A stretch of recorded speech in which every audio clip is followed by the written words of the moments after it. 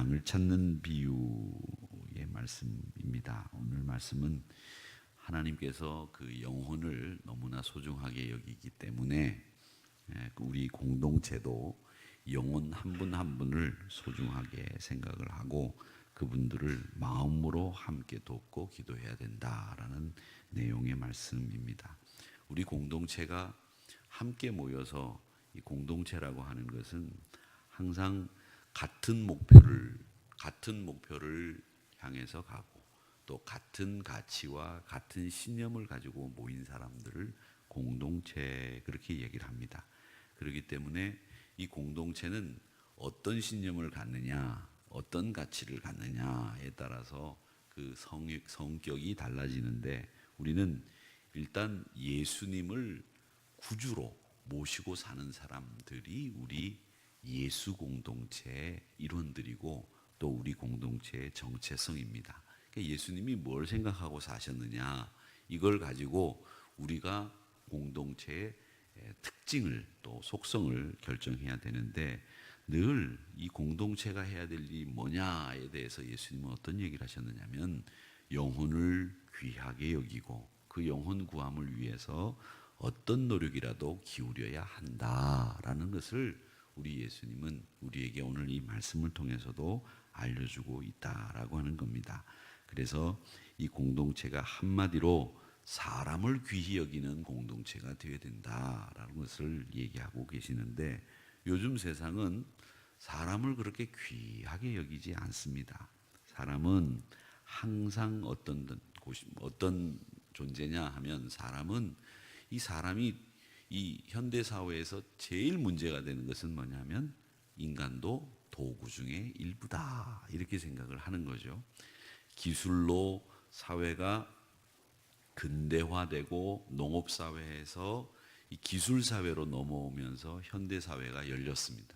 그때 가장 유명했던 희극인인 영국의 찰리 채플린이라고 하는 사람이 만들었던 영화 중에 모던 타임스라고 하는 영화가 있습니다. 그 모던 타임스라고 하는 영화에 보면 찰리 채플린이 스패너 2개를 들고 계속해서 기계 스패너의 그 나사를 이렇게 조이면서 기계가 확 지나가는 게 그 영화의 가장 대표적인 장면이었습니다. 그러다가 이게 시간이 늦어지면 사람이 이게 빨리빨리 맞춰야 되는데 늦어지면 이게 딸려가지고 사람이 끌려가는 그런 희극적인 장면을 그 영화에서 연출을 했었는데 이런 일들은 사실은 비교가 안 될 정도로 더 어처구니 없는 일들이 우리 세상 속에서 일어나고 있는 것이 인간을 도구화해서 인간을 기계처럼 생각하는 일들이 일어나고 있다는 겁니다. 얼마 전에는 이제 우리 인간을 복제처럼 만들어서 아바타라고 하는 걸 만들어서 우리가 몸이 상하게 되면 그 아바타 우리랑 똑같은 사람 몸을 만들어 놓은 그 아바타에서 장기를 꺼내서 이식하는 공장이 있다라고 하는 이야기까지 나왔습니다. 실제적으로 그런 일들이 이제 일어날 수 있는 확률이 많아요. 그러니까 여러분 조금만 더 견디시면 여러분하고 똑같이 생긴 사람을 만들어 가지고 공장에다 넣어놨다가 내가 어디가 아프면 그 사람하고 나하고 똑같기 때문에 그 사람 걸 딱 빼가지고 그대로 교체만 하면 됩니다. 나중에 머리도 교체할 수도 있고 뭐든지 다 교체할 수 있는 상황이 올런지도 모릅니다. 올런지도 모른다는 말은 제가 그 분야의 전문가가 아니기 때문에 그렇게 말씀을 드리는 건데 그런 세상이 오는데 문제는 지금 어떤 일들이 벌어지고 있느냐면 생명공학이라고 하는 그 이름으로 유럽에서는 이 아이를 낳는 것도 결혼을 하지 않아요. 결혼을 하지 않고 요즘 아웃소싱이라고 하는 말이 있어요. 무슨 일을 하면 우리 내에 있는 인력으로 안 하고 이 일을 다른 사람들에게 맡겨서 하는 걸 아웃소싱이라고 그렇게 얘기를 하는데 용역하는 거라든지 이런 것들을 다 외부에다 맡기듯이 이 사람들이 도구하다 보니까 아웃소싱을 맡기는 건데 뭘 아웃소싱을 맡기느냐면 애 낳는 걸 아웃소싱해요. 그러니까 부부끼리 서로 당신이나 나나 애 낳는 거 힘들고 당신 10달 동안 배불러 있어야 되고 그러니까 당신은 가만히 있어. 그래서 자기 정자를 빼서 대리모를 구해가지고 그 사람에게 수임을 시켜서 아이를 10달 동안 갖게 하는데 그 여자가 또 아이를 갖는 것도 아니고요. 시험관 같은 데다가 아이를 10달 동안 넣어가지고 잘 키워가지고 거기서 아이 만들어가지고 빼내는 이런 일들도 있다라는 겁니다. 그러면 이제 사람이 어디서 나오느냐? 사람 배에서 나오는 게 아니에요. 자기 엄마 뱃속에서 나오는 게 아니라 다른 여자 뱃속에서 나오든가 아니면 시험관에서 나오든가. 이게 이제 사람 출생의 경로가 그렇게 될 확률들도 있다라고 하는 것을 지금 유럽에서 우리들에게 보여주고 있다라는 겁니다.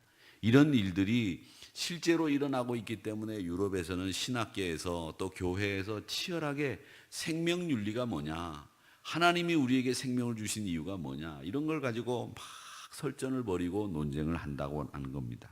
그러니까 여러분, 이런 시대가 왔다라고 하는 말은 뭐냐면 우리 사회가 뭘 소중하게 생각하느냐? 생명을 소중하게 생각하지 않는다는 거죠. 뭘 소중하게 생각한다? 생산의 가치, 소비의 가치, 또 돈의 가치, 여기에 매여서 사는 세상이 되다 보니까 생명 같은 것쯤은 이제 우리 인간조차도 다 도구화되고 다 그것이 기계처럼 바꾸고 만들어낼 수 있다고 생각하는 세상이 되고 말았다라고 하는 겁니다. 여기에서 우리가 오늘 한 마리 양을 찾으시는 하나님을 한번 생각해 보세요. 99마리가 있고 여기 한 마리가 있습니다. 여러분, 어떤 게 더 가치가 있습니까? 99마리가 가치가 있어요. 99마리가 더 소중하죠. 이건 돈으로 계산해도 99마리하고 한 마리하고는 계산이 됩니까? 안 됩니까? 안 돼요. 그런데 예수님은 99마리가 아니라 한 마리를 찾아서 나가라고 하시는 거예요. 이 말은 뭘 얘기하느냐? 네가 돈 계산할 줄 모르는 바보가 되라는 얘기가 아닙니다. 이 말씀은 뭐냐면 하나님의 명령이 99마리가 아니라 잃어버린 그 한 마리를 찾아서 나가라고 하는 말은 뭐냐면 다른 게 아니에요. 여러분, 무가치해 보이는 것처럼 보이는 그 무가치해 보이는 것처럼 보이는 그 생명, 그게 하나라도 소중하다, 이걸 우리에게 가르쳐 주시기 위해서 99마리는 여기다 놔두고 한 마리를 찾아 나서라는 겁니다. 그러다가 99마리를 다 잃어버려도 할 수 없는 거죠. 그럼 99마리는 귀하지 않느냐? 여러분, 이 말씀이 주는 교훈은 뭐냐면 생명이 귀하다, 생명이 귀하다, 사람이 귀하다, 영혼이 귀하다, 이걸 일러주시기 위해서 그 가치로는 계산할 수도 없는 그 한 마리를 찾아서 나가라고 하는 겁니다. 그 말씀이 주시는 교훈은 뭐냐면 우리 사람을 도구화하거나 사람을 소중하게 여기지 않는 이런 세상에서 너는 사람을 소중하게 여기는 세상에 살아라, 이 얘기를 하시는 거예요. 여러분, 무엇보다도 소비 가치, 생산성의 가치, 이런 것을 소중하게 여기는 세상에서 살지만 너희들은 다른 것보다도 생명의 가치를 우선시하는 세상에서 살아야 돼, 이걸 말씀하시는 거예요. 여러분, 기억하십시오. 소비의 가치도 필요하고 물질의 가치도 필요하고 생산성의 가치도 필요해요. 우리가 살고 있는 세상에서 무엇보다도 생산성이 높아야 된다고 하는 거, 그런 건 다 공장들이나 뭘 만들어내는, 제품을 만들어내는 데선 다 필요로 하는 가치죠. 그런 가치가 필요해요. 또 소비의 가치도 필요해요. 때로는 소비가 얼어붙으면 이 경제 자체가 다 얼어붙는다고 하니까 이 소비가 원활하게 돌아가야 된다고들 얘기합니다. 그런데 그런 가치보다도 더 소중하게 생각해야 되는 가치를 가지고 있는 곳이 어디냐? 예수님을 따르는 우리 공동체는 그런 가치보다도 더 소중하게 생각해야 되는 가치가 있는데, 그게 뭐냐면 생명의 가치. 그게 소중하다. 그걸 소중하게 생각하고 살아야 된다. 아무 가치도 없어 보이는 한 마리, 99마리 있으니까 됐네. 이들 중에서 뭐 다음 달 중에 새끼 낳으면 그거 잃어버린 한 마리 다 상쇄하고도 남아. 99마리 중에서 다음 달에 새끼를 뭐 10마리 낳을 텐데 뭐 한 마리 그거 잊어버리고 말지. 이렇게 하지 말라는 거죠. 이 한 마리가 그 99마리하고는 가치로 볼 때는 비교할 수도 없지만 그거 한 마리를 찾기 위해서 생명의 소중함을 알고 있는 목자는 찾아 나선다라고 하는 겁니다. 그래서 이 말씀은 생명을 소중하게 여기라는 이야기와 또 하나, 타인의 회복을 위해서 희생하는 것이 우리 교회 공동체가 가져야 될 마땅한 본분이다라는 것을 교훈하고 있습니다. 여러분, 우리의 회복도 소중하지만 다른 사람의 회복을 위해서 내가 희생하고 내가 다른 사람의 회복을 위해서 내가 이 자리에서 죽어도 이건 해야 될 일이다라고 생각하고 그렇게 사는 사람들이 모인 곳이 교회 공동체다, 이걸 말씀하고 있다는 겁니다. 이 교훈을 우리 꼭 기억하시기 바랍니다. 내 회복 물론 필요하죠. 내 부흥, 내 성장, 내 평안 필요한 일입니다.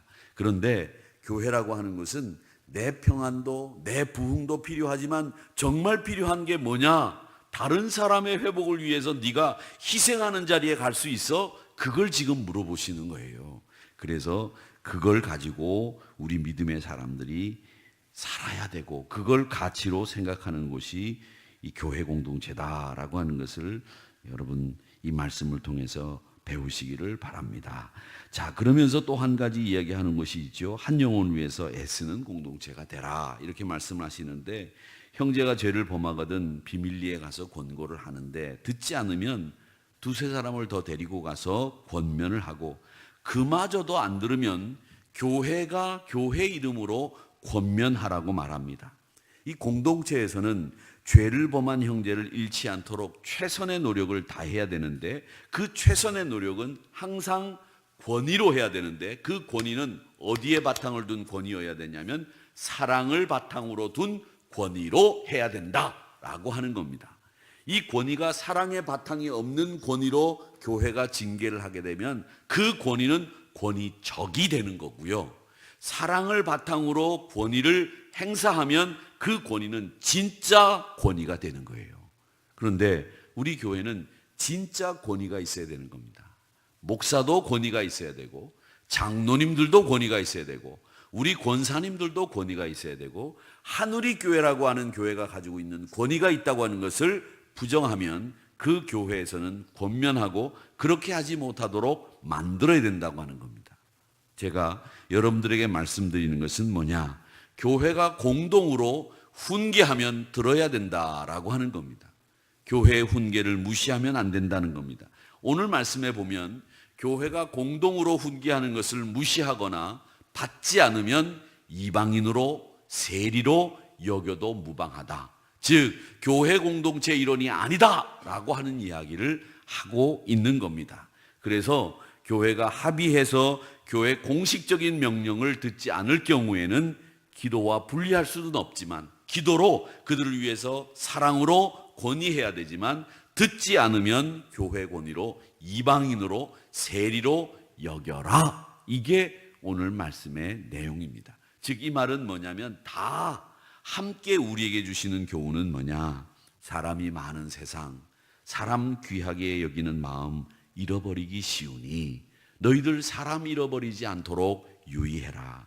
그리고 돈에 집착하면 돈을 시각으로, 모든 시각으로 돈을 중심에 두고 살게 되니 조심해라. 사람을 바라볼 때도 돈으로 계산해서 사람 바라보지 마라. 이 얘기를 하시고 있고 또 우리가 도덕에 매이게 되면 늘 사람을 정죄하고 사람을 판단하는 일에 빠지게 되니 주의해라. 도덕에 매몰되지도 말아라. 정의에 매몰되면 뭘 하게 되느냐? 늘 옳고 그름을 판단하기 위해서 신경을 쓴다는 겁니다. 그러니까 교회는 물질에 빠져서도 안 되고 도덕에 빠져서도 안 되고 정의에 빠져서도 되는 데가 아니고 교회는 생명에 빠져야 되는 곳이 교회다라고 하는 것이 오늘 말씀이 우리에게 주는 교훈이다라고 하는 겁니다. 그래서 주님이 원하시는 공동체는 정의에 빠지거나 도덕에 빠지거나 물질에 빠지는 공동체가 아니라 하나님께서 원하시는, 주님이 원하시는 공동체는 가난하고 모났을지라도 또 조금은 작을지라도 항상 영혼을 사랑하고 그 영혼을 위해서 희생하고 섬김의 자리에 설 줄 아는 공동체가 진짜 주님을 따르는 교회 공동체다라고 하는 것을 말씀하고 있다는 것을 기억하시면서 우리 하누리 공동체는 다른 것보다도 생명을 위해서 희생할 자리에 설 수 있는 성도들이 모인 주님의 명령을 따르는 공동체가 되시기를 주님의 이름으로 축원합니다.